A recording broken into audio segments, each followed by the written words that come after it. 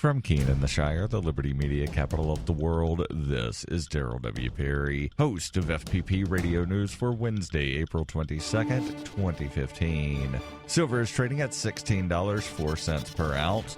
Gold is valued at $1,201 per ounce. And according to BitcoinAverage.com, the average price of Bitcoin is $236.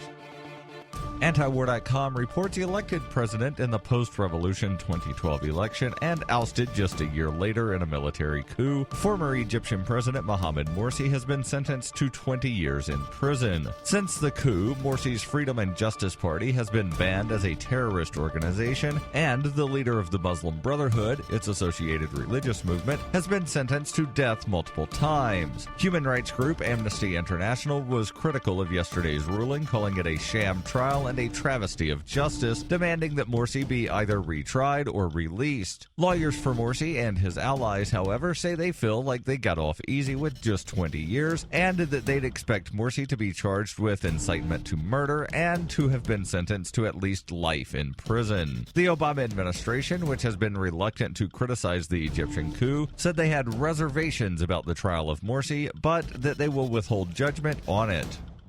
You can support FPP Radio by joining the Fans program.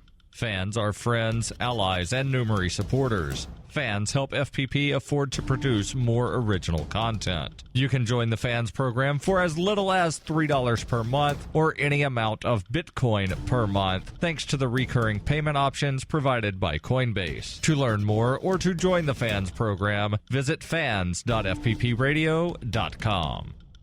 UPI reports a man who escaped from a North Carolina prison in 1972 called the authorities in Kentucky to turn himself in and says he wants to make this right. Franklin County Sheriff Pat Melton said a man using the name Clarence David Moore called deputies Monday to turn himself in, and investigators determined he was the man who escaped from the former Polk Youth Institute in Butner, North Carolina, under the name David Edward Moore in 1972. Melton quoted Moore as saying to authorities, "I need to make this right and get through this." Melton said Moore, who was wheeled out of a house in a stretcher Monday, was taken to Frankfort Regional Medical Center for examination and will later be transferred to the Franklin County Jail. Moore, who was convicted of larceny and had been scheduled for release from prison in 1978, told authorities he was in a car accident in 2009 in Franklin County, but he avoided being recaptured because he used a false name and did not have any identification on him when he spoke to police. Melton said deputies obtained a contempt of court warrant stemming from the crash after Moore revealed his identity. Moore was on the loose for a total of 15,654 days between his escape and his call to authorities.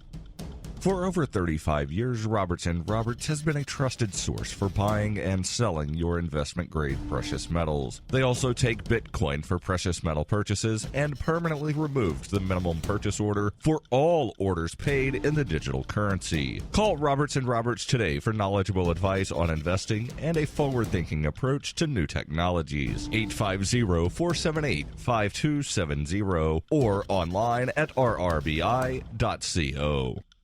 Reuters reports the Drug Enforcement Administration's chief will step down within weeks, according to the Obama administration on Tuesday, as a congressional panel planned to examine whether DEA agents divulged secrets at sex parties that Colombian drug lords may have staged. Michelle Leonhardt will leave as DEA administrator in mid-May, said the statement from the Justice Department, which contains the DEA and other major law enforcement agencies. Attorney General Eric Holder said in a statement, "I want to express my appreciation to Michelle, not only for her leadership of the DEA since 2007, but also for her 35 years of extraordinary service to the DEA." Leonhardt was grilled in a congressional hearing last week about the parties attended by prostitutes, which took place in Colombia between 2001 and 2005.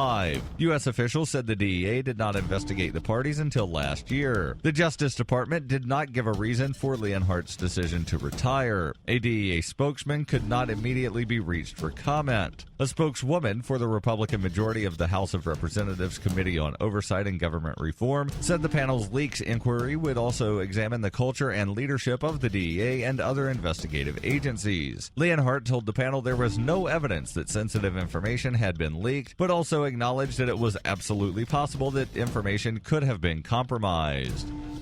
This has been FPP Radio News, online at fppradio.com.